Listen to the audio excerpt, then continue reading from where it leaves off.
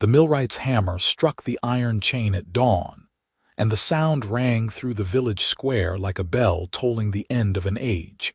Matthias Zeller had not planned it.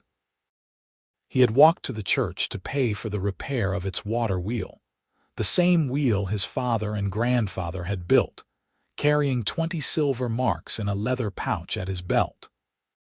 But when he rounded the corner and saw the orc woman chained to the weathered post outside the sanctuary, her green skin marked with bruises, her small tusks split and bleeding, something inside him that had been silent for 3 years suddenly spoke. The chain was old iron, thick as his thumb, looped twice around the post and locked at her wrists. A painted board hung above her head, "Consorter, defiler of God's order. Let all bear witness." Matthias looked at the woman. She looked back. Her eyes were amber, flecked with gold, and they held no plea, no begging. Only a terrible, quiet dignity. "Who did this?" he asked. "Magistrate Calloway," someone said behind him.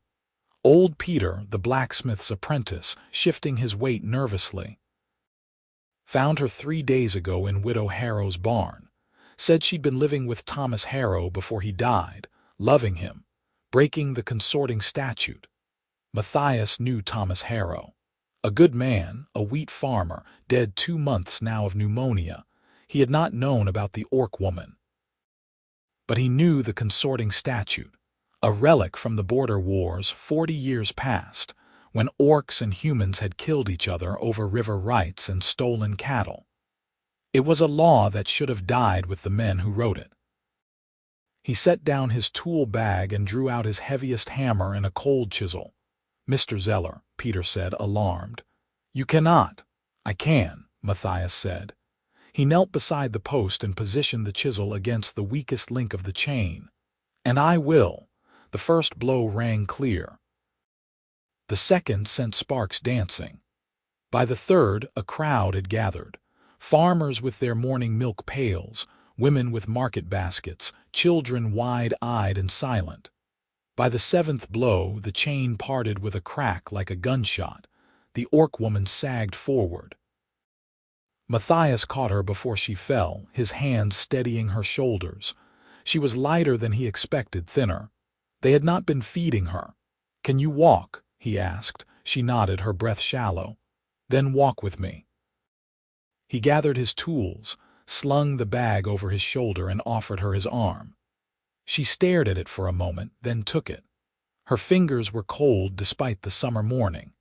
Together they walked through the silent crowd, past the church, past the blacksmith's forge, down the long road to the mill. No one stopped them. No one spoke.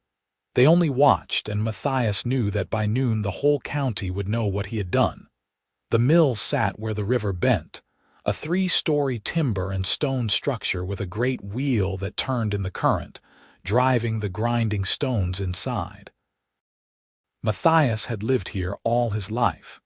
He had been born in the upstairs room where his mother labored for 12 hours while the wheel turned below. He had courted his wife, Anna, in the shade of the willow by the mill race. He had buried her in the plot behind the house, beneath the oak tree, 3 years ago when the fever took her, and he could not pay the physician's fee of 50 marks to come from the county seat. He led the orc woman inside, through the grinding room where sacks of grain waited, up the narrow stairs to the living quarters. The space was clean but spare. A table, 2 chairs, a cold hearth, a narrow bed in the corner. He had not changed it since Anna died. "Sit," he said, pulling out a chair. She sat slowly, her chained wrists resting on the table. The iron cuffs were tight, cutting into her green skin, the flesh beneath raw and weeping. Matthias fetched his smallest chisel and a wooden mallet. "This will hurt," he said, "but I will be careful." "Why are you doing this?" Her voice was hoarse, unused. "Because it is wrong," he said simply. He positioned the chisel against the lock of the first cuff and tapped gently, testing. "What is your name?" "Lyra," she said. "Lyra Zareth." "I am Matthias Zeller. This is my mill. You are safe here." The lock resisted, rusted shut. He worked patiently, tapping and prying until the mechanism gave with a screech. The first cuff fell away. Her left wrist was a ring of torn skin and dried blood. He moved to the second cuff. "Thomas," she said quietly. "Did you know him?" "A little. He bought grain here. He was a good man, he was." Her voice broke on the words. "He found me in the woods 2 winters ago. I was lost, starving. He took me in, fed me, let me stay. We did not mean to fall in love. It just happened." The second lock gave. Matthias set the cuffs aside and went to the cupboard, drawing out a clean cloth and a jar of salve Anna had made from comfrey and beeswax, still good after 3 years. He dampened the cloth in the water basin and returned to the table. "May I?" he asked, gesturing to her wrists. She nodded. He cleaned the wounds carefully, wiping away the dried blood and dirt, then applied the salve. Her skin was warm under his fingers, the texture no different from human skin except for the faint pattern of scales along her forearms, like snakeskin but softer. "When he died," she continued, "I stayed in the barn. I did not know where else to go. I thought I would leave in the spring, but the magistrate came first." "Calloway is a hard man," Matthias said. "He believes the old laws are sacred, and you do not."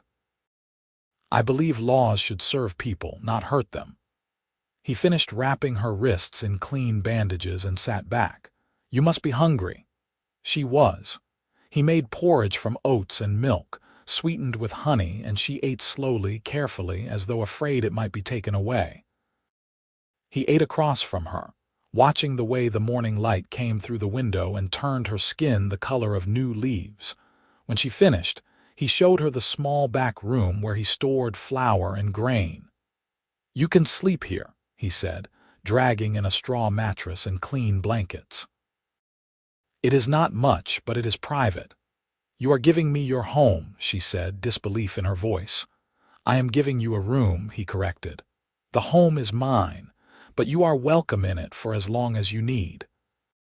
She looked at him with those amber eyes, and he saw her trying to understand him, trying to fit him into the world she knew, where humans chained orcs to posts and called it justice.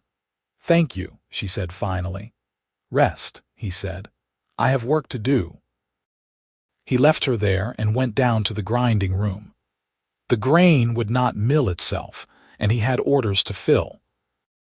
But as he worked, pouring wheat into the hopper and listening to the great stones turn, he found his thoughts returning again and again to the woman upstairs, to the way she had looked at him, to the question she had not quite asked. Why? He did not have a good answer.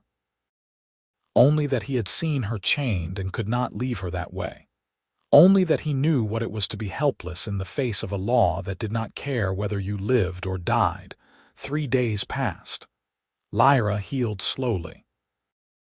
Her wrists scabbed over, the swelling in her face went down, and she began to move around the mill with more confidence. She did not speak much, but she watched everything, learning the rhythm of the place. The way the wheel turned, the way the grain flowed, the way Matthias worked from dawn until dusk without complaint. On the 4th day, she came downstairs and asked, "Can I help?" He looked up from the grindstone, surprised. "You do not have to. I want to. I am not used to sitting idle." So he taught her how to check the grain for weevils and mold, how to measure the proper amount for the hopper, how to adjust the flow so the stones ground evenly. She learned quickly, her hands deft and sure, and by the end of the week she was working beside him as though she had always been there. The customers noticed. Some of them stared. A few muttered. But Matthias met their eyes calmly and said nothing, and they took their flour and left. On the 10th day, Magistrate Calloway came. He arrived in the afternoon, riding a gray horse with 2 constables behind him. Matthias was outside, repairing a crack in the mill race, when he heard the hooves on the road. He set down his tools and stood, wiping his hands on his apron. Calloway dismounted. He was a tall man, lean and sharp-faced, with a silver chain of office across his chest. Mr. Zeller, he said, we need to speak.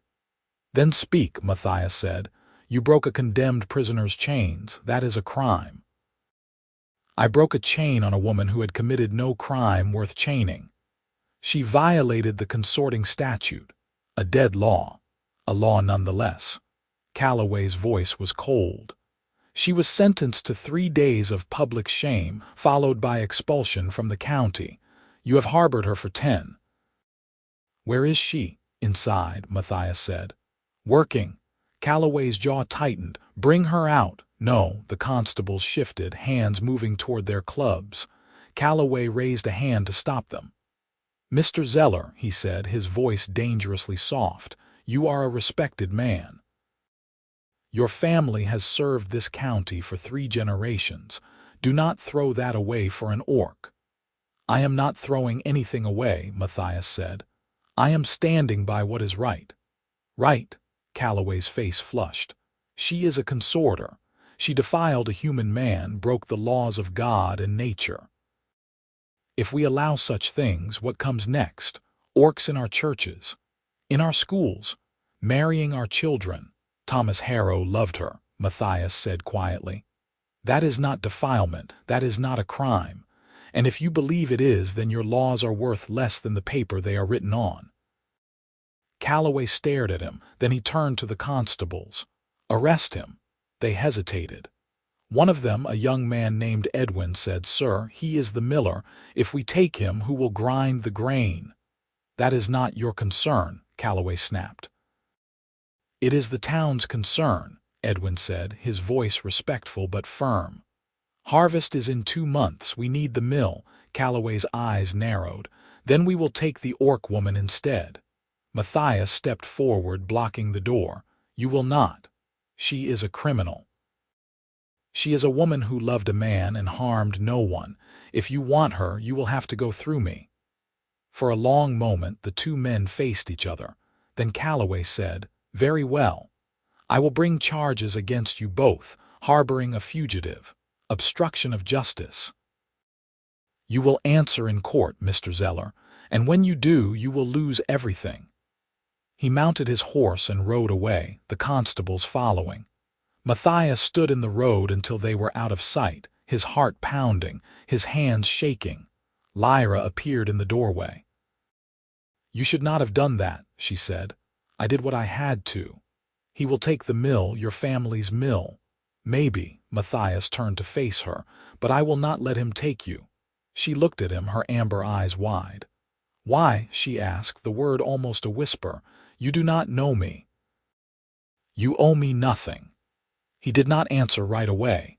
He looked at the mill, at the great wheel turning in the water, at the house where he had been born and married and widowed. Then he looked back at her.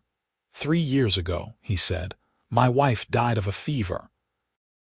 It was a simple thing, the kind of illness a physician could have cured. But the physician wanted 50 marks to come from the county seat, and I only had 30. I begged. I offered him everything I had, including the deed to the mill. He refused. He said he could not work for free, that he had his own family to feed. So Anna died, and I buried her, and I swore that I would never again stand by and watch someone suffer because the law or money or custom said I should. Lyra's face softened. I am sorry, she said. So am I. He picked up his tools. But I am done being sorry. Now I am going to fight. The summons came a week later.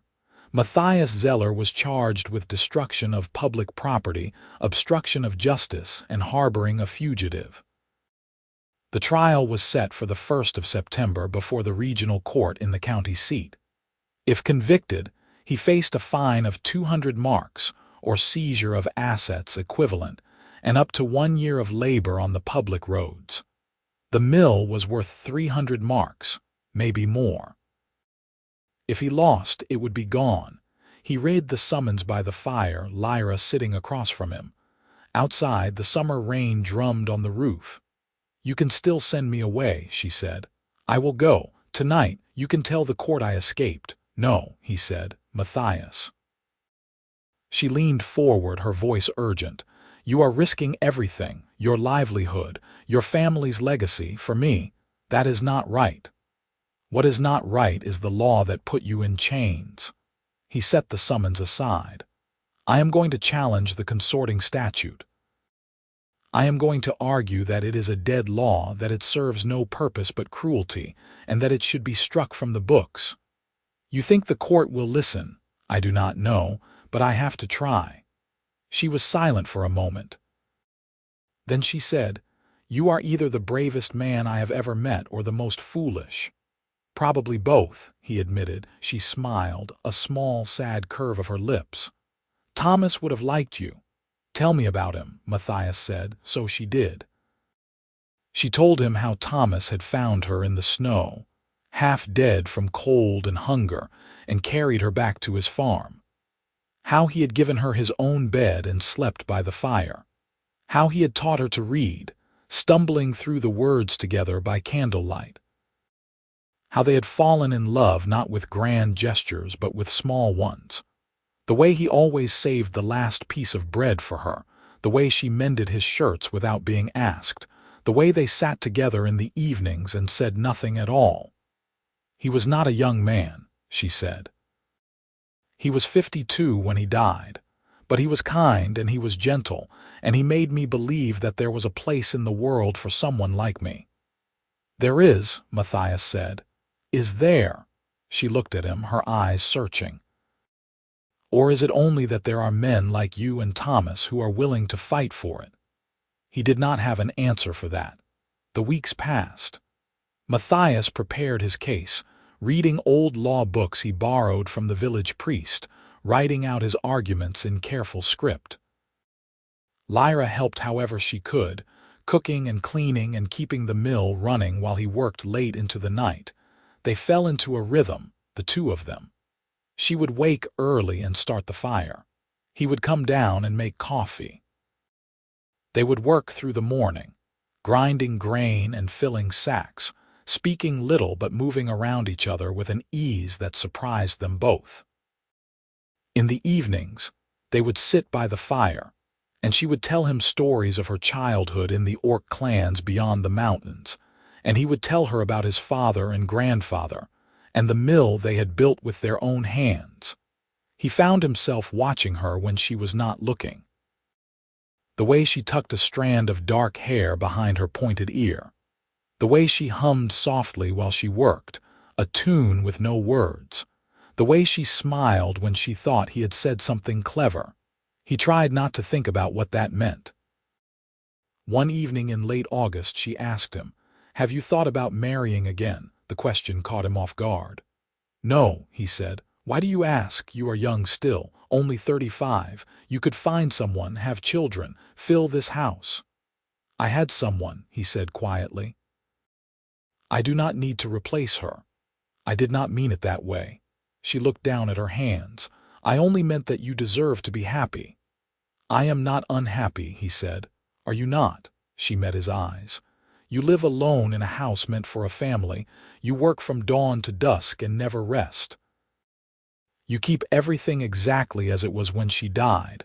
That is not living, Matthias. That is waiting." Her words struck something deep in him, something he had tried not to examine. "What am I waiting for?" he asked. "I do not know," she said. "Maybe for permission to move on. Maybe for someone to tell you it is all right to let go." He looked away toward the fire. "When Anna died," he said, "I thought I would die too, not right away but slowly. I thought the grief would wear me down until there was nothing left, but it did not. I kept waking up. I kept working. I kept living, and I hated myself for it because it felt like a betrayal." "It was not," Lyra said softly. "Was it not? She is dead and I am here and the world keeps turning. What kind of love is that? The only kind there is." She reached across the table and took his hand. Her skin was warm, her grip steady. "Love does not end with death, Matthias, but life does not end with grief. You are allowed to live. You are allowed to be happy. That is not betrayal. That is survival." He looked down at her hand in his, at the scars on her wrists where the chains had cut deep. "You are wiser than you look," he said. I have had time to think, she said. 3 days chained to a post gives you plenty of that. They sat in silence, hands joined, the fire crackling between them, and Matthias realized with a slow, dawning certainty that he was falling in love. He did not want to. He had sworn to himself that he would not love again, would not give his heart to someone he could lose. But Lyra was already there in his home, in his days, in his thoughts, and he did not know how to stop it. He did not know if he wanted to. The trial began on the 1st of September. Matthias and Lyra rode to the county seat in his wagon. The mill closed behind them. The town was larger than their village, with cobbled streets and stone buildings, and the courthouse was a grand structure with columns and a bell tower. Inside, the courtroom was packed. Farmers from the surrounding villages, townsfolk from the county seat, merchants and magistrates and curiosity seekers. Matthias saw faces he knew: old Peter, Edwin the constable, even Widow Harrow, who had reported Lyra to Calloway in the first place. Magistrate Calloway sat at the prosecutor's table, his face impassive. At the front of the room, behind a high bench, sat Judge Aldrich Thorne, a gray-haired man with a stern face and sharp eyes. The judge called the court to order. Matthias Zeller, he said, you are charged with destruction of public property, obstruction of justice, and harboring a fugitive. How do you plead? Guilty, Matthias said. To all three. A murmur ran through the courtroom. Lyra, sitting behind him, stiffened. Guilty, Judge Thorne repeated. Yes, Your Honor, I broke the chain. I refused to surrender Lyra Zareth. I sheltered her in my home. I do not deny any of it. Then why are we here? Because I challenge the legitimacy of the charges. I challenge the consorting statute under which Lyra was condemned. And I challenge the notion that doing what is right should be considered a crime. The judge leaned back in his chair. That is a bold claim, Mr. Zeller. It is the truth, Your Honor. Proceed. Matthias stood. He had no lawyer, no advocate, only his own words and the conviction behind them. The consorting statute, he said, was written 40 years ago during the border wars when humans and orcs were enemies. It was meant to prevent espionage, to keep orcs from infiltrating our communities.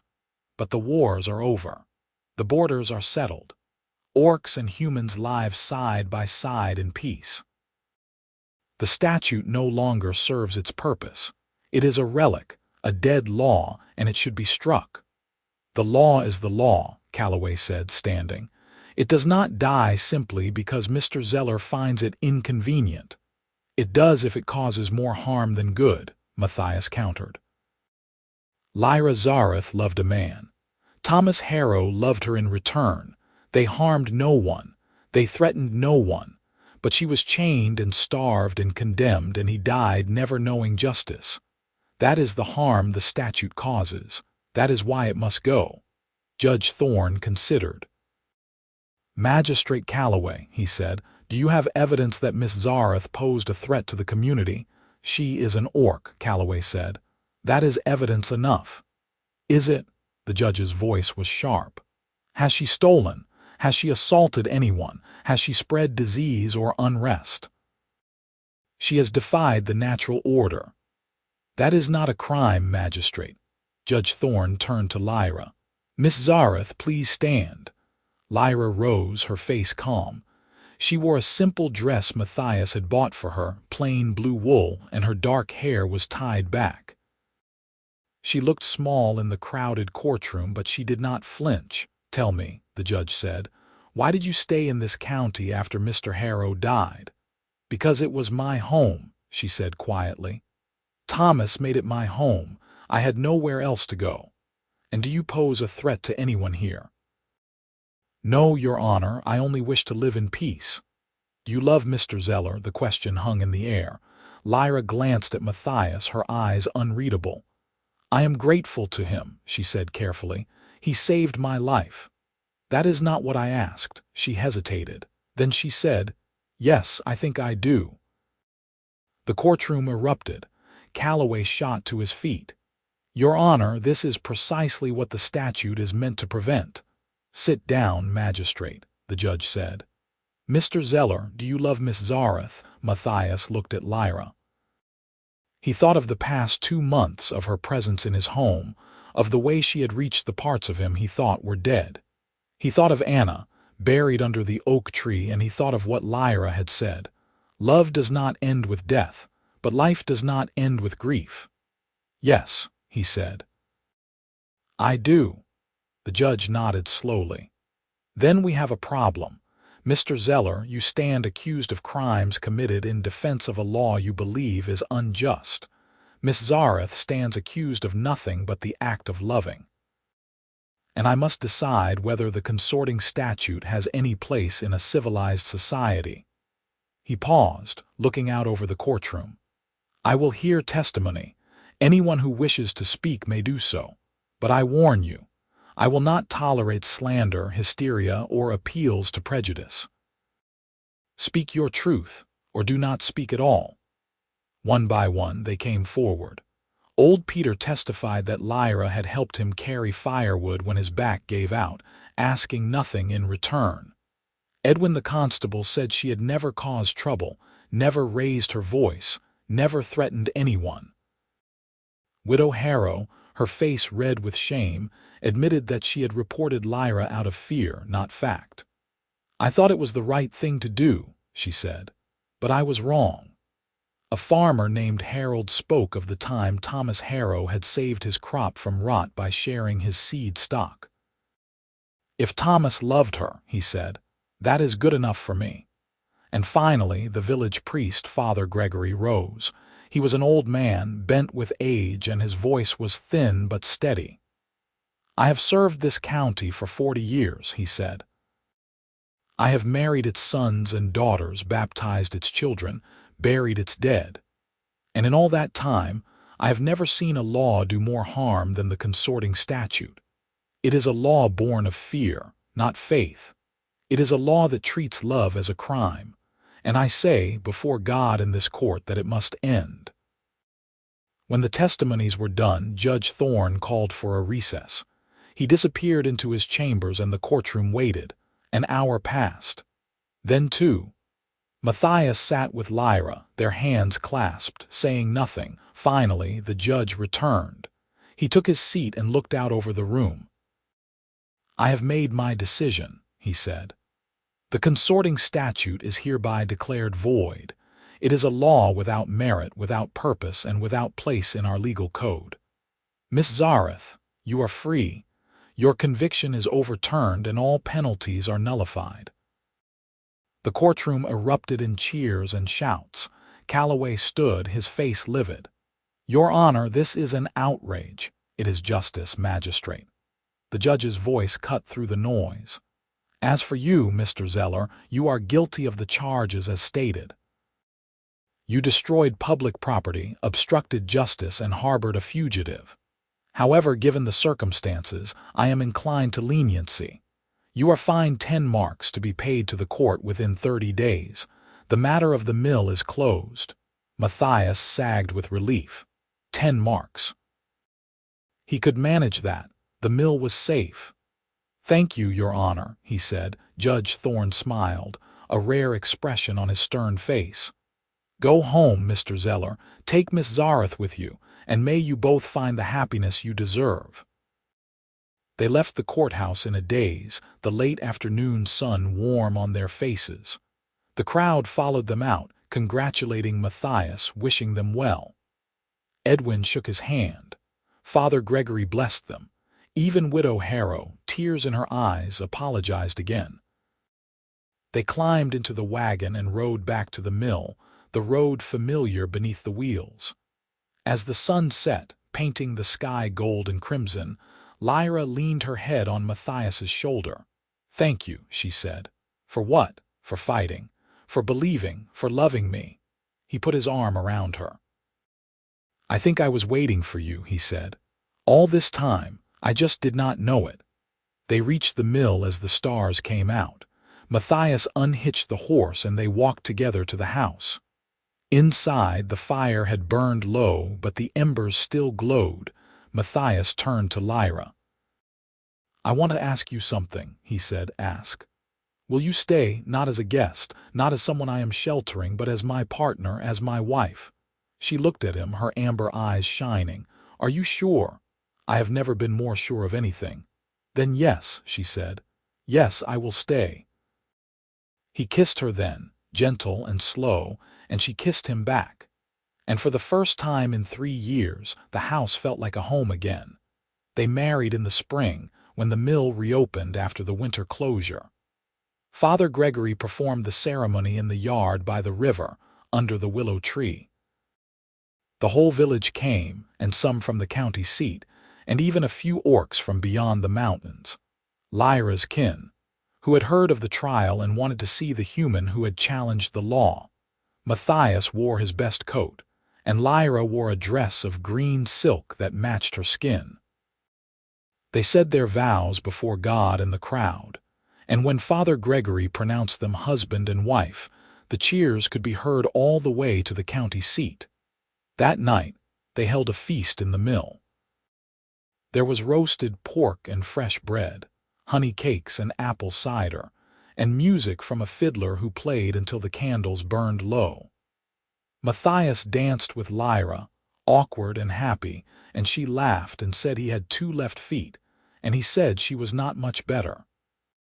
When the guests finally left and the mill was quiet, they climbed the stairs to the room that was now theirs, not his alone. Matthias lit the fire and turned to find Lyra standing by the window, looking out at the river. "What are you thinking?" he asked. "That I am happy," she said. "And that I never thought I would be." He crossed the room and took her in his arms. "Neither did I," he said. "Do you think Thomas would approve? I think he would be glad you are safe and loved." She rested her head against his chest. "I will never forget him," she said. "But I am grateful for you." "You do not have to forget him," Matthias said. "There is room in a heart for more than one love."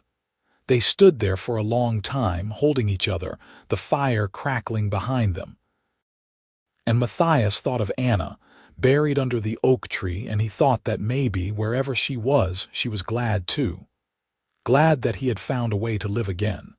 Glad that he had found Lyra. The seasons turned. Summer came, and with it the harvest. The mill ran day and night, grinding wheat and rye, and Matthias and Lyra worked side by side, their partnership as smooth as the turning of the great wheel. In the autumn, Lyra told him she was pregnant. He was in the grinding room, adjusting the stones, when she came down the stairs.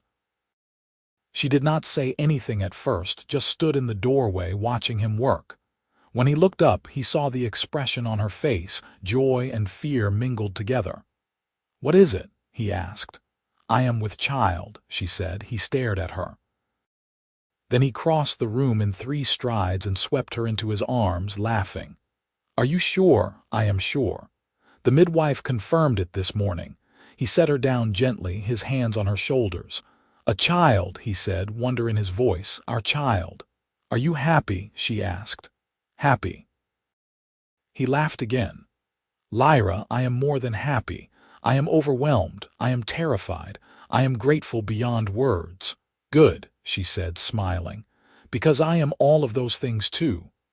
The baby came in the spring, a daughter with green skin and her mother's amber eyes. They named her Olivia Zeller, and she was perfect. Matthias held her for the first time in the upstairs room, the same room where he had been born, and he felt a completeness he had not known he was missing. Lyra recovered quickly, and within weeks she was back at work, Olivia strapped to her chest in a sling. The baby seemed to like the sound of the mill, the rhythmic grinding of the stones, and she would sleep peacefully while her parents worked. The village embraced them. Olivia was the first human orc child any of them had ever seen, and they were curious but kind. Old Peter carved her a wooden rattle. Widow Harrow knitted her a blanket. Edwin's wife brought over baby clothes her own children had outgrown. 2 years later, Lyra bore a son. They named him Zeller, and he had his father's dark hair and his mother's pointed ears. He was loud and energetic, the opposite of his quiet sister, and he kept them both on their toes. The mill prospered. Word of Matthias's stand against the consorting statute had spread, and farmers from across the county brought their grain to him, not just because he was skilled, but because he was a man of principle. He hired an apprentice, a young orc man named Gareth, and taught him the trade. Lyra began teaching the village children to read, using the skills Thomas had taught her. She held lessons in the mill's loft, and the children came eagerly, human and orc alike, learning their letters and numbers together. Magistrate Calloway, disgraced by the trial, resigned his post and left the county. In his place, the governor appointed Edwin, who proved to be a fair and thoughtful magistrate. One of his first acts was to issue a formal apology to Lyra for her treatment, and to erect a monument in the village square honoring Thomas Harrow's memory. Judge Thorne visited the mill once, a few years after the trial. He was older, frailer, but his eyes were still sharp. Matthias welcomed him in, and they sat by the fire while Olivia and Zane played on the floor. "I wanted to see how you were doing," the judge said, "after everything." "We are doing well," Matthias said, "better than I ever imagined." The judge watched the children, a smile on his face. "You changed things, Mr. Zeller, not just for yourself but for everyone. The consorting statute was the first of the old war laws to be struck. Others have followed. The world is better because of what you did." "I did not do it to change the world," Matthias said. "I did it because it was right." "That is how the world changes," the judge said. "One right act at a time." When he left, Matthias stood in the doorway and watched him go. Then he turned back to the house, to Lyra reading to the children by the fire, to the life they had built together. Years passed. Olivia grew into a bright, curious girl who loved books and the river. Zane became a sturdy boy who could lift a sack of grain by the time he was 8. The mill thrived, and the Zeller name became synonymous with integrity and fairness. Matthias and Lyra grew older together. His hair turned gray at the temples, her face gained lines around the eyes. But they loved each other more with each passing year, their bond deepened by the life they had built, the children they had raised, the battles they had fought. One evening, when Olivia was 12 and Zane was 10, the family sat together at the long table Matthias had built for them. Dinner was finished, the dishes cleared, and the fire burned low. "Tell us the story again," Olivia said, "about how you and Mama met." Matthias glanced at Lyra, who smiled. They had told the story many times, but the children never tired of it. "Your mother was chained to a post," Matthias began, "and I was a fool with a hammer." "You were not a fool," Lyra said. "You were brave." "I was terrified," he admitted, "but I could not leave her there." "And then you fought the magistrate," Zane said, his eyes wide. "And then we went to court," Lyra corrected. "And your father stood before the judge and argued that love should not be a crime." "And we won," Matthias said, "and the law was changed." "And then you got married," Olivia said dreamily. "And then we had you," Lyra said, reaching over to ruffle her daughter's hair. "And your brother, and this life." "Do you think Thomas Harrow would be happy?" Olivia asked. That the law was changed, Matthias and Lyra exchanged a look. "I think," Matthias said carefully, "that Thomas would be glad we are all together, that we are safe, that we are loved." "He would be proud," Lyra said softly, "of all of us." The children nodded, satisfied, and the conversation turned to other things. Olivia's lessons, Zane's latest adventure by the river, the new calf at the neighbor's farm. But Matthias sat back and watched his family, and he felt a profound gratitude for the path that had led him here. He thought of Anna, as he sometimes still did, buried under the oak tree. He thought of the grief that had nearly destroyed him, the loss that had made him believe he would never love again. And he thought of Lyra, who had taught him that survival was not betrayal, that loving again was not forgetting. He reached under the table and took Lyra's hand. She squeezed back, her amber eyes meeting his, and in that moment no words were needed. The mill turned. The river flowed. The wheel ground the grain and the family grew. One spring, when the children were older, Matthias and Lyra walked together to the plot behind the house, where Anna lay beneath the oak tree. Matthias had not visited in years, not because he had forgotten, but because the pain was no longer sharp enough to draw him there. They stood before the simple headstone, hand in hand. "I wanted to say thank you," Lyra said quietly. "For him." Matthias looked at her, puzzled. "Thank me?" "No." She smiled. "I wanted to thank her, for teaching you how to love, for showing you what it meant to be kind. I would not have the man I love if not for her." Matthias felt his throat tighten. He knelt and touched the headstone, the stone warm from the sun. "I loved you," he said to Anna wherever she was. "I will always love you, but I have found a way to live, and I hope, wherever you are, that you are glad." Lyra knelt beside him, her hand on his shoulder. Together they stayed there for a long moment, the wind rustling through the oak leaves above them. Then they rose and walked back to the mill, to the house full of children and laughter, to the life they had built. The years continued. Olivia grew into a young woman, wise and thoughtful, and eventually married a young teacher from the county seat. They settled nearby, and Matthias and Lyra became grandparents when Olivia bore twin girls, healthy and green-skinned. Zane took over the mill, learning the trade from his father with the same patience and care that Matthias's father had taught him. He married a human woman from the next village, a weaver named Clara, and they had 3 children who ran through the mill like wild things, filling it with noise and joy. Matthias and Lyra grew old together.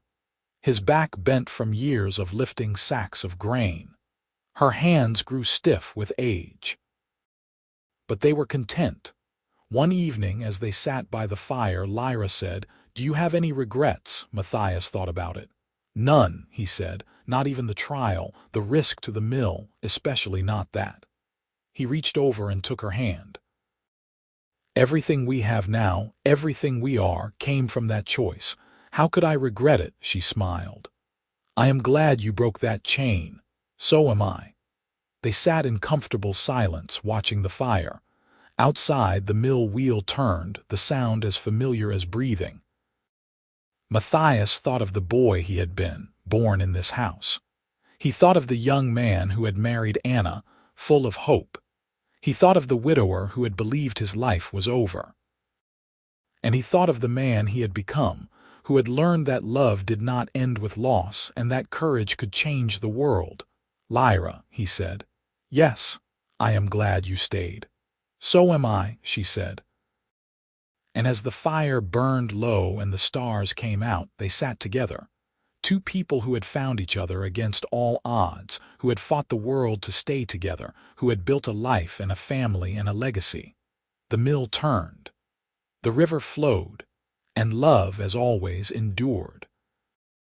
Decades later, when Matthias and Lyra were very old, the village held a celebration in their honor.